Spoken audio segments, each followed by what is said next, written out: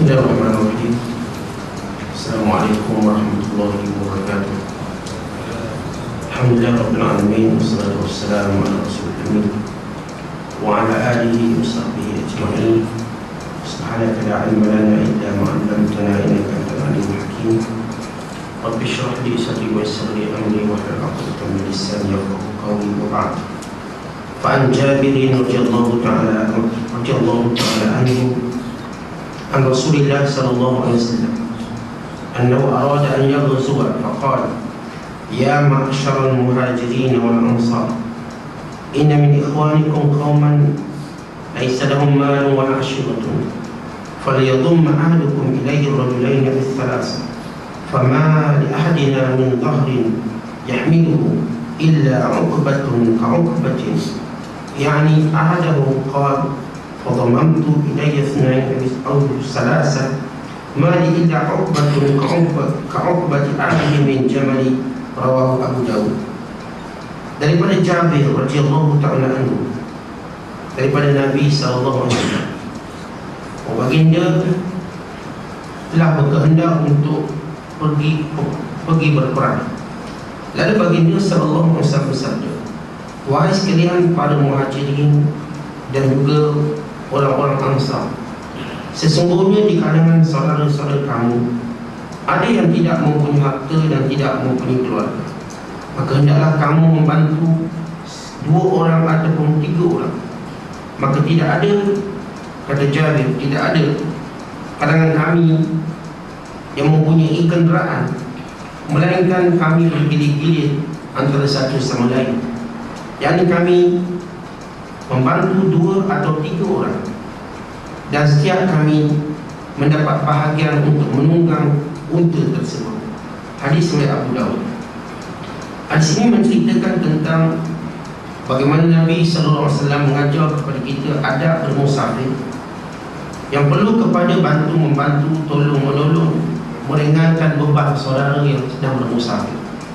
Baginda SAW apabila ingin berperang, dan Nabi SAW mengetahui bahawa kalangan tentera Islam ada yang tak punya apa-apa kelengkapan, tidak punya harta dunia. Ada kalangan orang Islam yang kaya raya, yang mempunyai pendapat, yang mempunyai harta benda, yang mempunyai kenderaan. Maka kata Nabi SAW, ada di kalangan kamu ini tak ada harta dan tak ada keluarga. Artinya disebut harta, kalau disebut keluarga. Kadang-kadang kalau kita tak ada harta, kita ada keluarga, kita boleh minta harta. Kita boleh minta tolong mak kita, ayah kita, abang kita, kakak kita. Tapi kalau harta tak ada, keluarga tak ada, maknanya tak ada apa-apa. Kita dah tak ada duit, kita pula tak ada keluarga untuk kita meminta tolong, maka tinggallah kita bersendirian. Kata Nabi SAW, di kalangan kamu ada yang tak ada harta dan ada yang tidak ada keluarga, maka hendaklah salah seorang, hendaklah setiap orang menolong 2 atau 3 orang. Setiap seorang kamu kena tolong 2 atau 3 orang. Nabi dah tahdidkan, kamu paling kurang tolong 2 orang atau 3 orang. Maka kata Jabir, di kalangan kami yang ada kenderaan, maka kami berkongsi 2 dan 3 orang, dicampur kami jadi 4 orang. Kalau seorang tu ambil 2 orang, jadi 3 orang berkongsi seekor unta. Jabir sendiri yang meriwayatkan hadis ini menyatakan, aku juga mengambil 2 ataupun 3 orang untuk aku bergilir-gilir menaiki unta aku.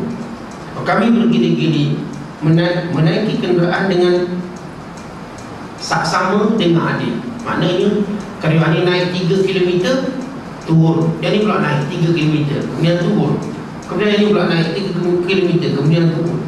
So lihat betapa ithar, yakni sifat para sahabat yang suka membantu. Dan ini takaful insyaallah yang paling hebat. Apabila setiap orang Islam merasakan keperluan untuk membantu 2 atau 3 orang. Dan bila kita lihat rezeki yang Allah Ta'ala berikan pada kita, sekiranya kita mampu menyimpannya, berarti ada lebihan. Kalau apa yang kita peroleh hari ini kita boleh simpan, esok kita boleh simpan dan sebagainya, berarti kita ada lebihan. Setiap orang Islam patut berfikir untuk mencari 2 teman angkat, 2 atau 3 orang untuk dibantu, untuk ditolong meringankan beban. Ini syiar orang Islam. Dia senantiasa melihat lebihan hartanya, lebihan tenaganya, lebihan masanya untuk dia meringankan orang-orang yang tidak mempunyai kelebihan ini. untuk dia membantu.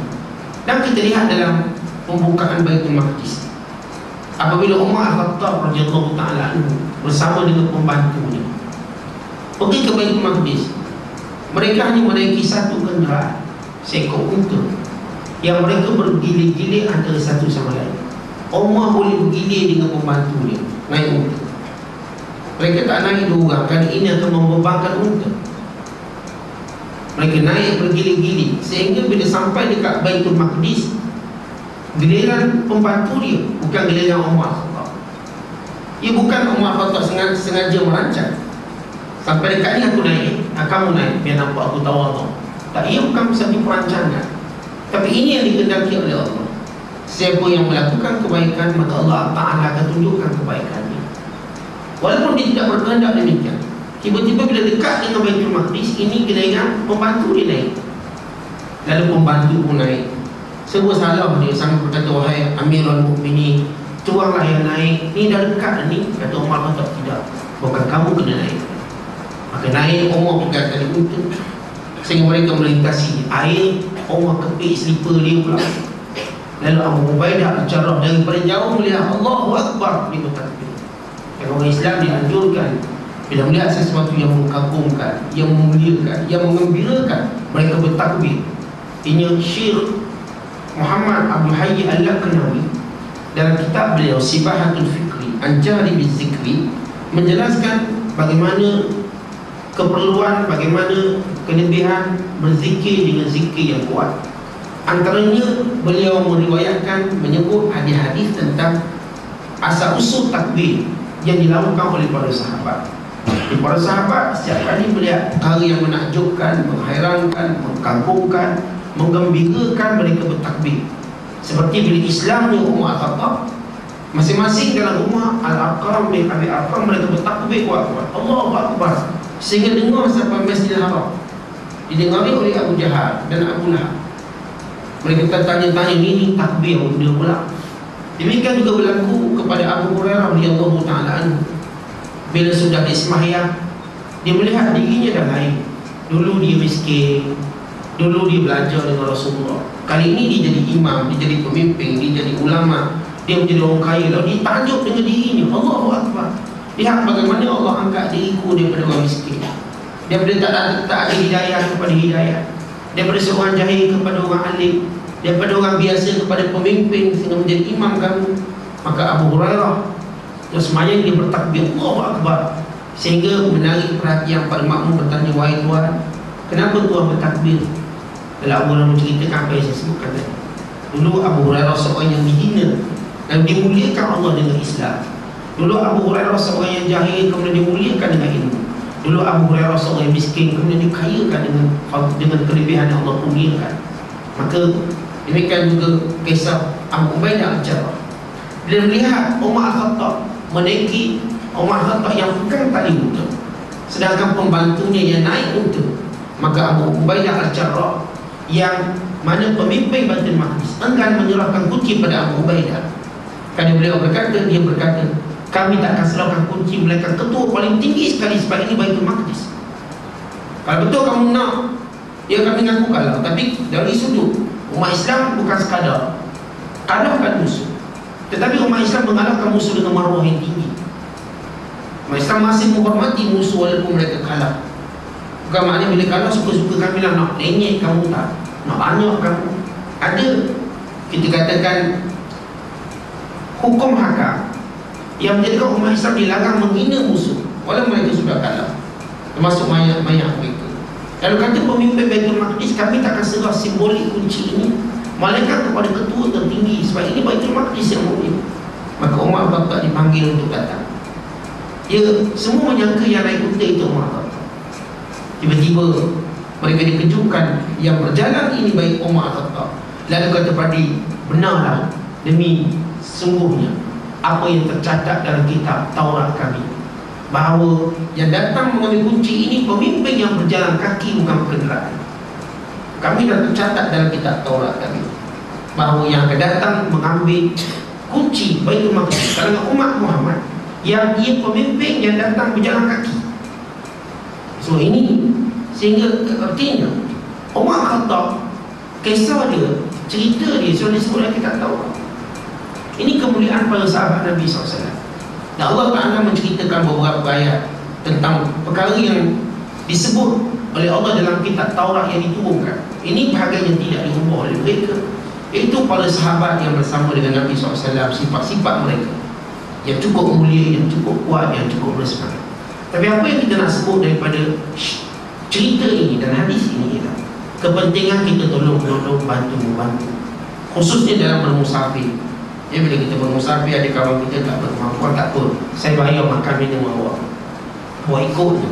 Bila kita bermusafir, ada kawan-kawan kita tak ada kenderaan, tak apa, kenderaan saya awak naik je, saya akan bayar tu, saya akan bayar minyak.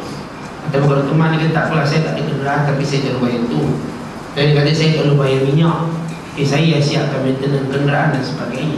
Artinya Islam mengajar kita dalam hidup kita kena senantiasa fikir nak tolong orang. Bukan sentiasa fikir macam mana orang perlu tolong kita, tapi kita sentiasa berfikir nak tolong orang. Kalau pun ada orang tolong kita, kita fikir pula nak tolong orang, supaya kita tidak hanya mengumpulkan menagih kebaikan daripada orang, sedangkan kebaikan yang ada pada kita, kita tak kongsi dengan orang lain. Masing-masing umat Islam diminta, dituntut hidup dengan cara bantu-membantu. Dan setiap bantuan yang kita berikan ada pahala yang besar, ada kelebihan, dan menjadi ingatan sehingga berzuriat lamanya. Ia akan menjadikan silaturahim kita jauh lebih kuat. Silaturahim ini bukan sekadar bercakap, tapi sebenarnya dengan bantuan seperti ini, ia akan mengeratkan silaturahim sesama kita. Ba' ma yaqul idza rakibat dabbata lis-safar. Ba', apa yang patut dilakukan apabila seseorang menunggang kenderaan. Allah Ta'ala berfirman, wa ja'ala lakum minal fulki wal an'ami ma tarkabun tastawu ala zuhurihi summa tadhkuru ni'mata rabbikum yastawaitum alaihi wa taqul subhanalladzi sakhkhara lana hadha wa ma kunna lahu muqrinin wa inna ila rabbina lamunqalibun. Dan Allah Ta'ala berfirman, dan dialah menjadikan bagi kamu kapal-kapal dan binatang-binatang yang boleh kamu menunggangnya, untuk kamu tenang berada di atasnya, dan kemudian untuk kamu mengingati nikmat Tuhan kamu. Dan apabila kamu sudah berada dengan tenang di atas kenderaan-kenderaan kamu, maka hendaklah kamu mengatakan, Maha Suci Allah, yang kamu mudahkan bagi kami kenderaan ini, dan tiada akan mampu untuk mengawalnya, memeliharanya. Sesungguhnya kami kepada Tuhan kami akan dikembalikan oleh Allah Subhanahu Wa Taala. So ayat ini menceritakan kepada kita tentang antara nikmat Allah. Antara nikmat Allah bila kita bermusafir ialah kenderaan, sehingga kita boleh pergi ke negeri-negeri, ke negara-negara